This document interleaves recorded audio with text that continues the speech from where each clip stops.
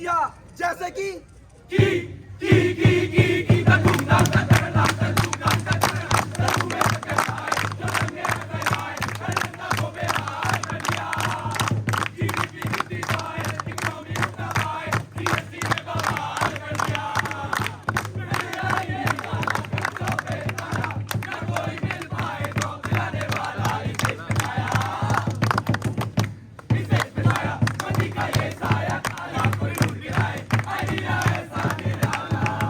कोई ढूंढ के लाए आइडिया ऐसा निराला। हाँ नेताजी है, अभी भी एक आइडिया है। उसके लिए आपको अपना घर छोड़ना होगा। शिव धनुष तोड़ना होगा। बाली का सर फोड़ना होगा। तो इस इलेक्शन में से एक ही नाम, जय श्री राम।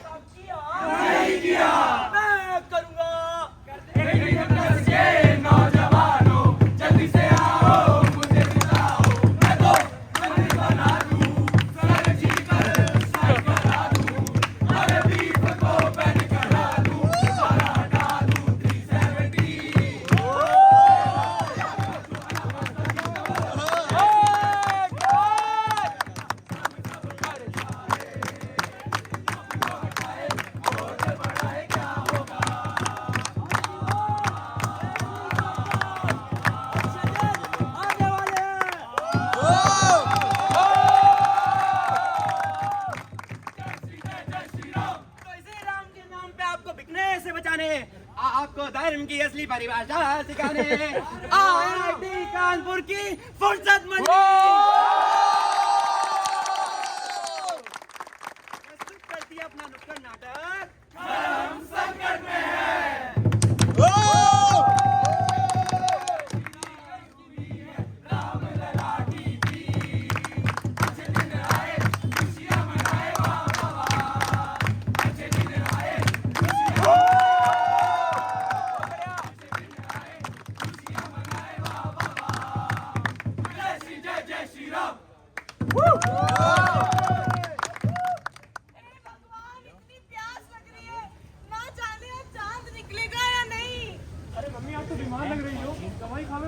नहीं बेटा, मेरा व्रत है। लेकिन ये व्रत क्यों? बेटा ये सब श्रद्धा की बात होती है। लेकिन मम्मी सवाल नहीं। वसीम बेटा, ये चादर अलमारी में रख देना। हम खास कश्मीर से लाए हैं दरगाह पे चढ़ाने के लिए। मगर अब्बू जान, वहाँ जो फकीर ठंड से ठिठुर रहे हैं, ये उन्हें दे देते हैं ना। ये चादर खास पीर को इज्जत नवाजने के लिए है। मगर अब्बू जान, सवाल नहीं। अंकल, क्या आपको पता है मेरी मम्मी महीने में 5 दिन किचन में क्यों नहीं जाती है? सवाल नहीं। अरे वो स्टोरी लगाते हैं तो लगाने दो, बॉक्स का आर्टिकल निकालते हैं तो निकालने दो।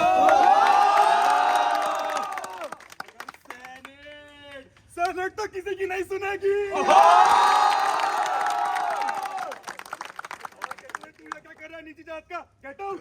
अरे यहाँ मेरा बहुत ठंडा हो जा रहा है, पंडित नहीं आ रहे। पापा मुझे भिंडी खिलाना। पंडित जी का है खाना। पर पापा पहले पंडित क्यों? हिंदुस्तानी फादर, मैं इस लड़की को बताना चाहूंगा 3 गोल्डन रूल्स। पहला, पंडित इज ऑलवेज राइट। दूसरा, पंडित, और फिर भी तुझे कंफ्यूजन हो तो refer to the hub of hierarchy system.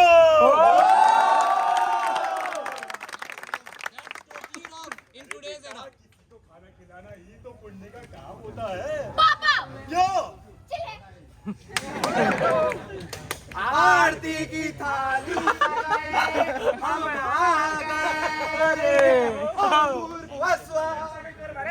भर्गो देवा धीमहि यो यो न प्रचोदयात्। शांति शांति शांति। हे प्रभु, हे हरि राम कृष्ण जगन्नाथ। क्या हुआ? तुमने हम ब्राह्मणों का भोजन नष्ट कर दिया। हम तुम्हें श्राप देते हैं। अबे सस्ते है शिरन।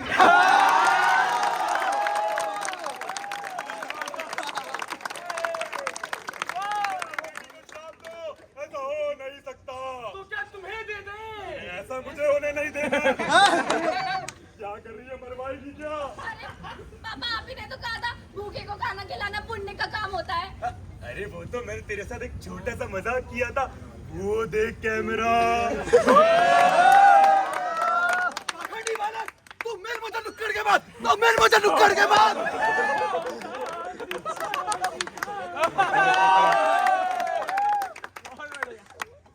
जोशी, तुमने हम उच्च जाति ब्राह्मणों को इस निचली जात वाले कचरे के साथ बिठा दिया।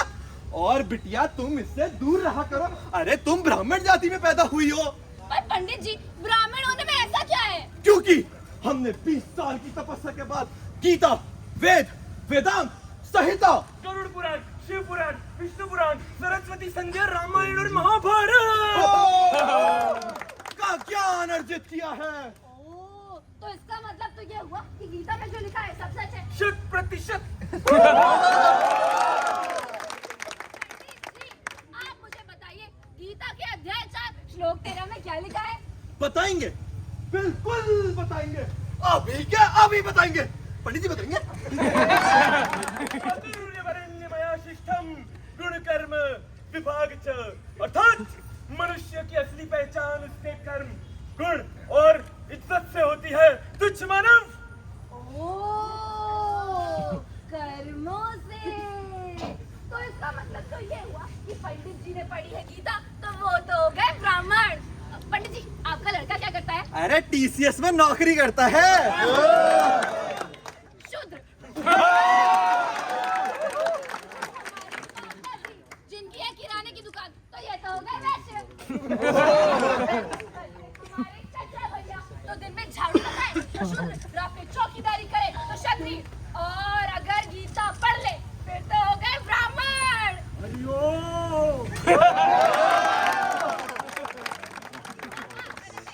अरे यार, क्या खाती बोला तूने? मैं वैश्य आ गया, मैं वैश्य आ गया। बेटी, मैं मुंगेरी लाल जोशी, सन ऑफ दया कृष्ण जोशी, और तू सिमरन जोशी। ब्राह्मण थी, ब्राह्मण है और ब्राह्मण ही रहेगी। और हाँ, तेरी शादी भी ब्राह्मण कुल में होगी। सवाल नहीं। धर्म की बात है, आस्था की बात है, इस पे सवाल नहीं करते। धर्म और उससे जुड़ी सारी प्रैक्टिसेस को लेके हमारा हमेशा से यही रवैया है। इनको लेकर हम इतने रिजिड हैं कि कोई इस पे सवाल उठाए, इनमें बदलाव लाना चाहे तो वो तो हमसे बर्दाश्त ही नहीं होगा। इसी के चलते कई कुरीतियां, जैसे पेट्रियार्की और कास्ट सिस्टम, जिन्हें समाज से बहुत पहले ही खत्म हो जाना चाहिए था, धर्म की आड़ में संस्कृति का हवाला देते हुए आज भी जिंदा है। अब आप हमारी सिमरन को ही देख लीजिए, वो रोज मॉरल साइंस की किताब में इक्वालिटी के बारे में पढ़ती है, रोज स्कूल प्रेयर में सर्वे भवन्तु सुखिना बोलती है। अब जब वो देखेगी कि उसी के घर में जाति को लेकर कितना ज्यादा भेदभाव हो रहा है, तो उसका ये सवाल पूछना तो लाजमी ही है। पर पापा, पहले पंडित ही क्यों? पर बात जब भी धर्म की आएगी, जवाब में उसे हमेशा यही सुनने को मिलेगा, सवाल नहीं। हुआ यूं कि समय के साथ तो हमारी किताबें बदल गई, हमारे कानून बदल गए, पर धार्मिक भावनाओं को आगे रखते रखते हमारी विचारधारा में कोई बदलाव ही नहीं आया। अरे भाई साहब, ऐसे कैसे बदलाव नहीं आया? 150 साल पहले सती प्रथा होती थी, आज होती है क्या? देखो आगे बदलाव। हाँ, लेकिन वो बदलाव तुमसे नहीं, कानून से आया है, और कानून को 150 साल लग गए तुम्हारे विरोध के चलते इस बदलाव को लाने में। कानून केवल एक प्रथा को खत्म कर सकता है, उसके पीछे की विचारधारा को नहीं मिटाता।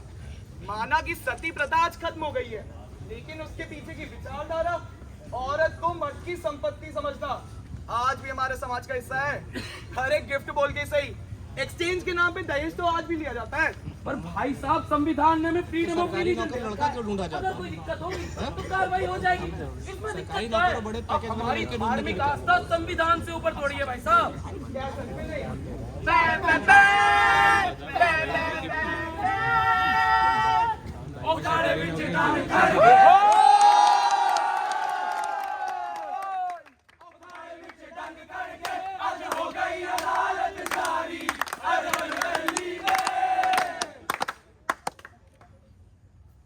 किसने टच किया है मेरे पापा समान कॉन्स्टिट्यूशन को? परमिंदर, इसके फायदे बताओ। वो पार्टी इसमें समानता है, बोलने की स्वतंत्रता है, पढ़ने की स्वतंत्रता है, और धार्मिक स्वतंत्रता भी तो है। मुकदमा शुरू किया जाए। हाथी घोड़ा पाल की जय कन्हैया लाल की।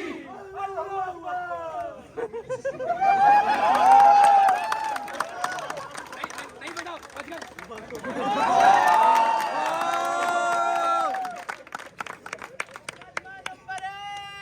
पेश किया जाए। नहीं तो सब कौन है? नहीं कौन है हम? अरे कौन है तू? यार हमारा तो काम ही रिपोर्टिंग करना है, लेकिन जब हम इनके खिलाफ कुछ बोलते हैं, आई, ये लोग त्रिशूल घुसा देते हैं, और जब हम इनके खिलाफ कुछ बोलते हैं, ये लोग फतवे निकाल देते हैं। आप ही बताइए भाई साहब, हम करें तो करें क्या, बोले तो बोले क्या? नहीं मैं मर जाऊं, नहीं मैं जॉब छोड़ दूं, नहीं मैं मर जाऊं। कैमरामैन प्रभात के साथ मैं दीपक चौरसिया आज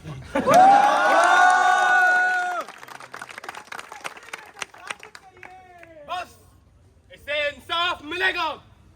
हम अभी डीएसपी से बात करके आते हैं।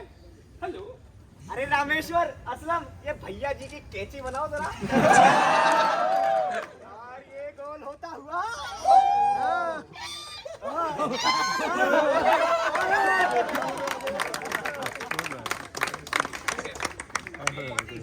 अभी होना चाहिए। सुनो मेरा नहीं हुआ।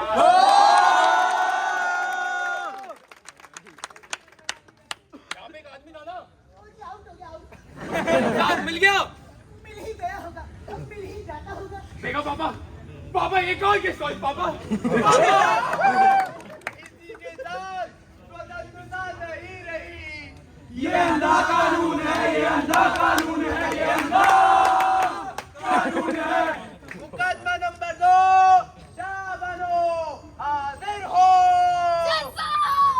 जज साहब, मेरे पति ने 3 बार तलाक बोलकर मुझे अकेला छोड़ दिया। जज साहब, अगर ये तलाक कोर्ट में कानूनी तौर पे हुआ होता तो मुझे आजीवन भत्ता जरूर मिलता, लेकिन ऐसा कुछ भी नहीं हुआ। अब ना मेरे पास खाने को खाना है, ना पीने को पानी, ना खर्च करने को पैसे।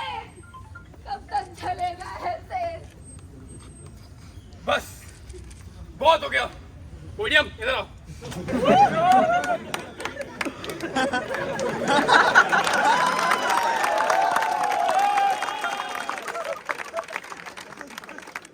दोस्तों, मैं आप सभी से वादा करता हूं, जिसने भी मेरे पापा को चोट पहुंचाई है, मैं उसे यहाँ घसीट के लाऊंगा और इसे इंसाफ दिलाऊंगा। भाई चप्पल क्यों ना सोने की बनी हो, रहती पैरों के नीचे ही है।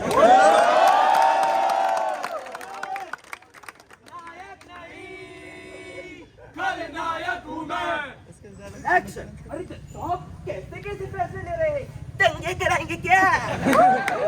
बताइए। जीजा जी, मेरा मतलब नेताजी। आप मुझसे कुछ भी पूछ सकते हैं, एनीथिंग डर्टी। हाँ, मैं बच्चों से सुट्टे मारकर उनसे जुगनू करवाता हूँ।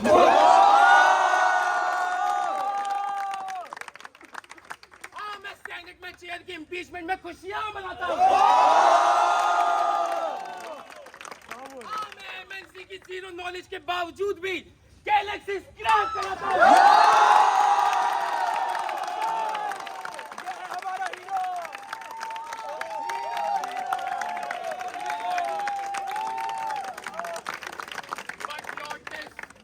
Not about my constitution. सच्ची मैं नहीं मानता। अरे यही तो लिखा है।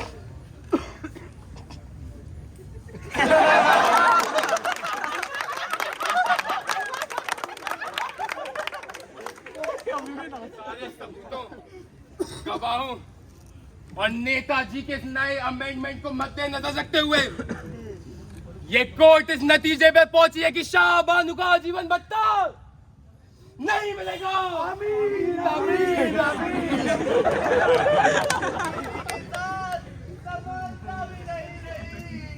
ये अंधा कानून है, ये अंधा कानून है, ये अंधा कानून है। हमारे प्यारे रिलीजियस सेंटिमेंट्स वैसे तो हर केस जीत जाते हैं, लेकिन धीरे धीरे ये वोट अपीसमेंट का बढ़िया जरिया बन के रह गए हैं। और नमस्कार जनता। अरे अरे अरे देखो कितना गंदा नेता है, सिर्फ मुसलमानों को अधिकार दिया और हमारे हिंदू भाइयों का क्या, कौन देगा उन्हें अधिकार? मैं दूंगा। तो ले लीजिए 20 बैन और लूटो मुसलमान टोपी बैन, कुर्ता बैन, अजान बैन, मुसलमान बैन। तो जनता अपनी बार आपकी सरकार। अरे परमिंदर कुछ बचा है? तो कुछ बचा है ना, सेक्युलरिज्म और फ्रीडम ऑफ रिलीजन। सेकुलरिज्म कहाँ पे?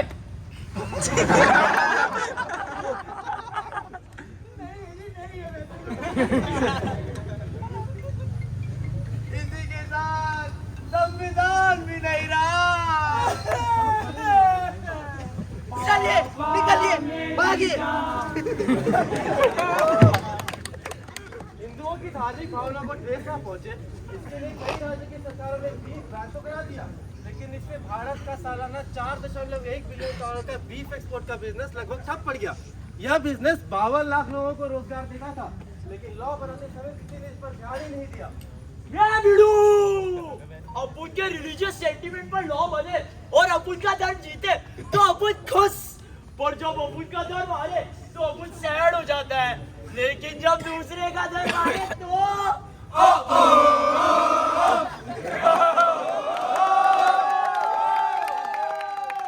आपकी ताजा खबर। कैमरा इधर कर, वो सीनियर लड़की है यार।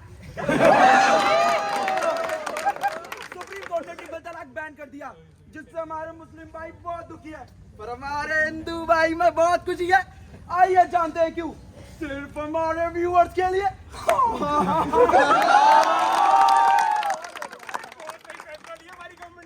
अरे ये कौम अपनी औरतों को हिजाब में रखती है। ओए पल्लू नीचे।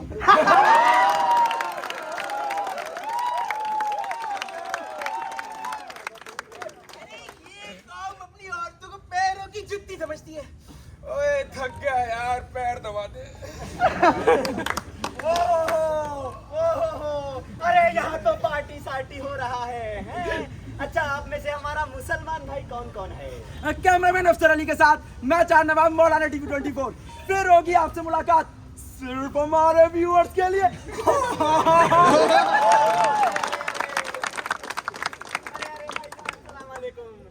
आपकी तारीफ? शमशूर सिंह। अच्छा बात नहीं है ये है, चलिए अभी ऐसा करेंगे अभी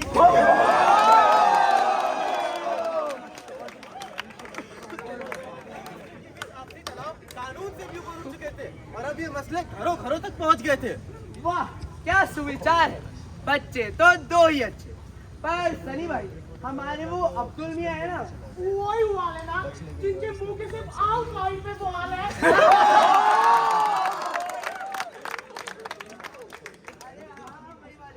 उनके कुछ 16, 17, 20 बच्चे तो होंगे, पर अच्छे तो दो ही होंगे। अरे क्या यार, फिर ये कहते हम इनका मजाक नहीं उड़ाए, हम इनकी टोपी का मजाक नहीं उड़ाए, इनके कुर्ते का मजाक नहीं उड़ाए, इनके पजामे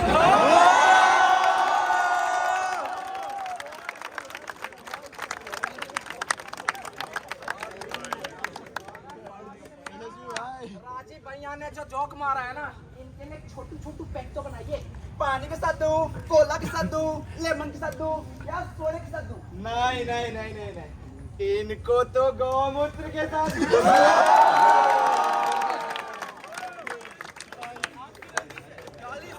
गोली बारूद आतंकवाद। नहीं नहीं नहीं नहीं, अरे मियाँ हटो यार। ये तो थोड़ा सा हो गया, क्यों मोहतरमा? अरे बिल्कुल, ऐसा कोई करता है क्या? देखिए भाई साहब, हम सबको पता है कि आतंकवाद की असली जड़ कौन है। मतलब मैं किसी पे उंगली नहीं उठा रही, मैं किसी पे उंगली नहीं उठा रही हूँ, लेकिन हम सब जानते हैं जब भी अखबार खोलो बम ब्लास्ट के पीछे। बम ब्लास्ट के पीछे यही नाम होता है ना, मोहम्मद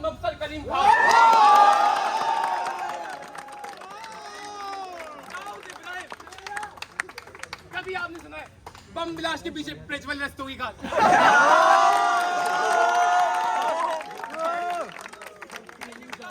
सिद्धार्थ गोविंद से समाज को खतरा। ये तो बिल्कुल सही बात कही भाई आपसे। एक बात तो साफ है, इस्लाम धर्म में लिट्टे है। साधन तेरा हो रहा क्या? कोई उजाला करके जाओ। हेलो एवरीवन, अब आप सभी के सामने होगा पर्दाफाश।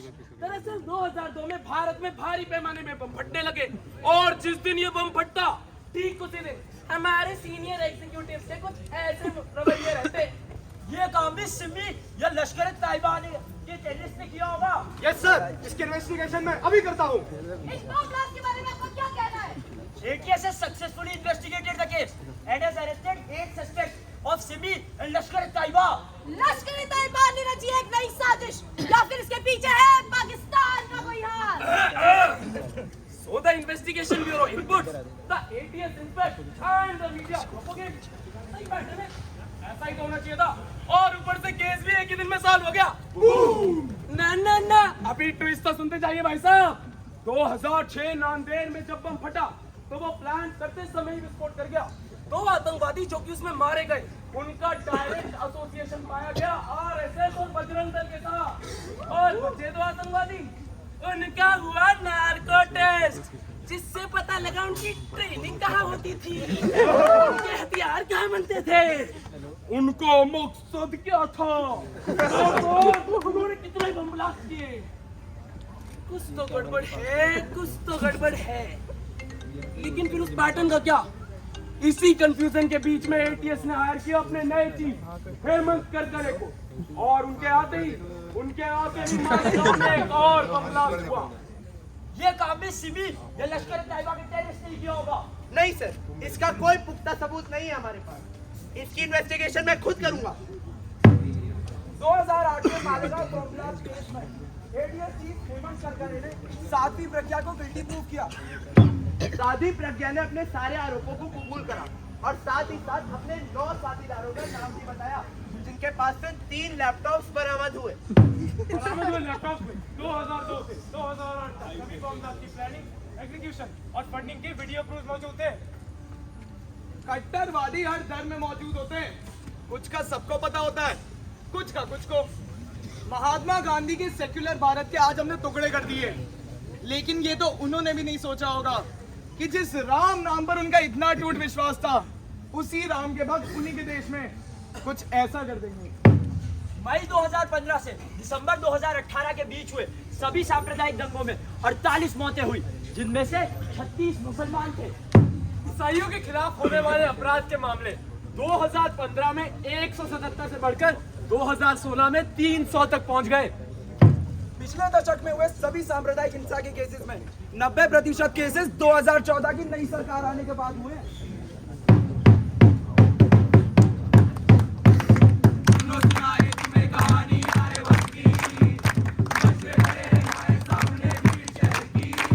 ये हिंदुस्तान है और इस पर केवल हिंदुओं का हक है।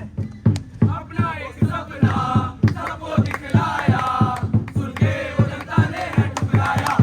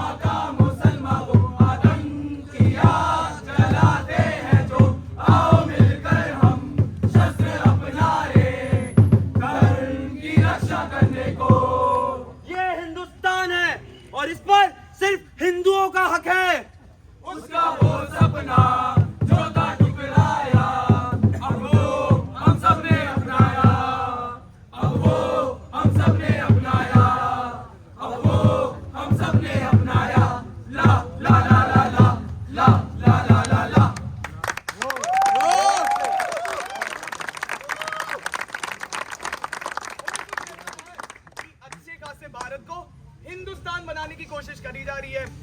हिंदुस्तान यानी वो कोई ज्योग्राफिकल एरिया नहीं जिससे हमें रेफर किया जाता है, बल्कि हिंदुओं का स्थान।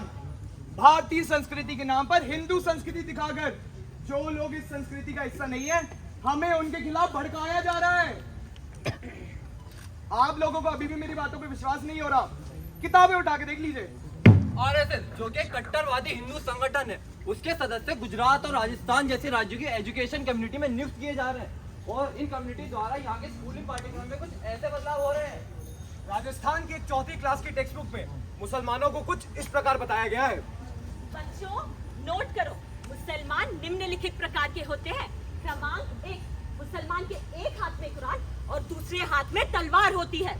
क्रमांक 2, मुसलमान जगह जगह जाके हमारे मंदिर तोड़ते हैं। क्रमांक 3, मुसलमान हमारी बहन बेटियों के साथ।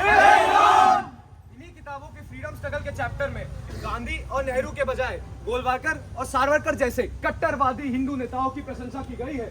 अब ये सब पढ़कर तो हमारा राजू कहेगा ही, मैं एक छोटा सा हिंदू बच्चा हूँ और मुझे गर्व है कि हमारे राज्य को एक बड़ा राज्य बनाने की सक्रिय कोशिश कर रहे हैं।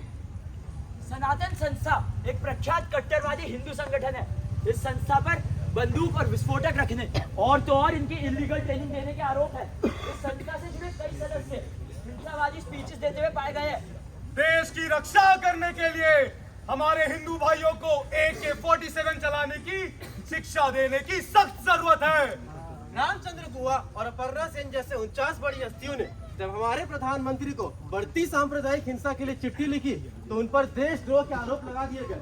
आज जब हमें से कोई सरकार की नीतियों की आलोचना करता है तो उन्हें कुछ ऐसा सुनने को मिलता है, इतनी दिक्कत है तो पाकिस्तान चले जाओ ना। देशद्रोह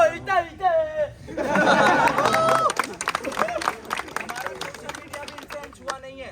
आजकल YouTube पे कुछ ऐसे गाने वायरल हो रहे हैं जो न बोले जय श्री राम जैसे तो उसको पाकिस्तान। अखबार में अगर छप जाए कि मर गए हैं मुसलमान, कौन बोलेगा यहाँ कि जो हुआ होना न था। कह देंगे लोग कि गुस्ताखी की होगी, कहीं होगा कोई आतंकवादी, गाय होंगी कुछ कटी, हुआ होगा आहत धर्म किसी का इनकी जुबानी चोट से। आखिर क्या फर्क पड़ता है एक अनजानी पराई मौत से।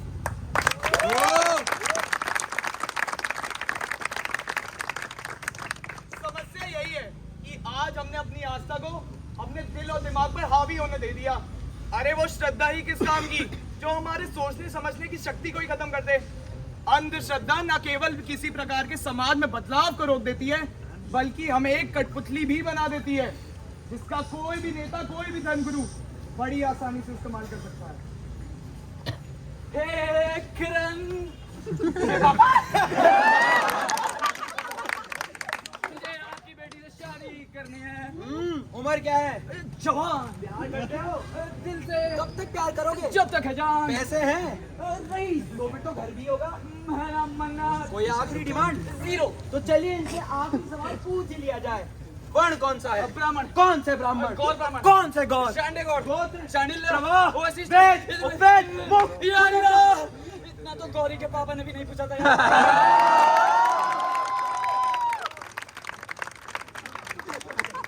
अब रामायण में भी श्री राम ने शबरी के झूठे बेर खाए थे। चलती आ रही प्रथाओं को मानने के बजाय यदि विवेक का इस्तेमाल किया होता या धर्म से शिक्षा ली होती तो आज ये जाति के नाम पर होने वाला भेदभाव धर्म के नाम से शुरू नहीं, धर्म के नाम से खत्म हो गया होता। हमारी मांगे पूरी करो, पूरी करो। हमारी मांगे पूरी करो। मैं कौन तू? इज्जत से बेरोजगार है। तो आप तो सरकार की नीतियों के खिलाफ ही लड़ने आए होंगे। नहीं नहीं नहीं नहीं, हम तो देखो जी मंदिर के लिए आए हैं। आपके लिए मंदिर जरूरी है विकास। ऑब्वियसली मंदिर आता जाता रहेगा। अरे आप आगे से हटिए। मित्रों, अयोध्या तो केवल झांकी है, काशी मथुरा बाकी है।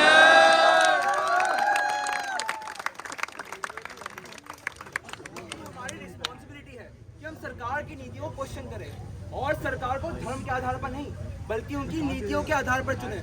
तभी हमारा देश भारत विकास के राह पर आगे बढ़ सकेगा। भाई साहब, आप में से यहाँ किसी ने टकले, बिना मूछ वाले, दाढ़ी वाले इंसान को देखा है क्या? अरे मेरे पास आकर कहता है कि आपके धार्मिक ग्रंथों में महिलाओं के बारे में कुछ ऐसी बातें लिखी हैं, इस पर अपने विचार बताइए। हमने बोला बताएंगे, अरे क्यों नहीं बताएंगे, लेकिन जैसे ही मैं कुल्हाड़ी और डंडा लेके पहुंचा, इंसान गायब।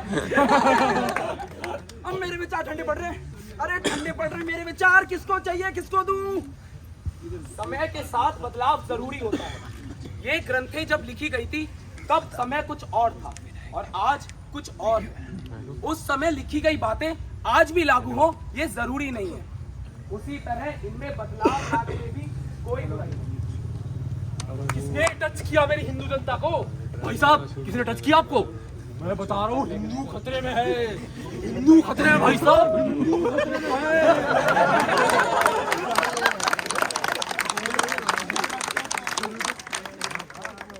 हिंदुइज्म, क्रिश्चियनिटी और इस्लाम, इन सब की नींव भाईचारे पर ही है।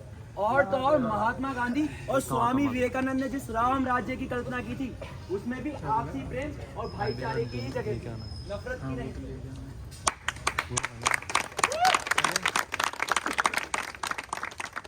हम आपसे ये नहीं कह रहे कि आप अपनी आस्था अपने धर्म को त्याग दें। भगवान, अल्लाह, वाहिगुरु, किसी में भी श्रद्धा रखने से अगर आपका मन लगता है तो उसमें कोई अर्थ नहीं है। इंसानियत और नैतिकता धर्म से बेहतर तो कोई सिखाता ही नहीं है।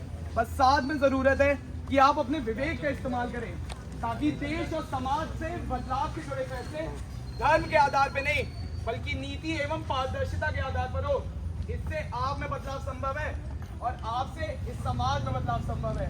तभी वही तो एक विकसित और समृद्ध भारत की आधारशिला बनेगी।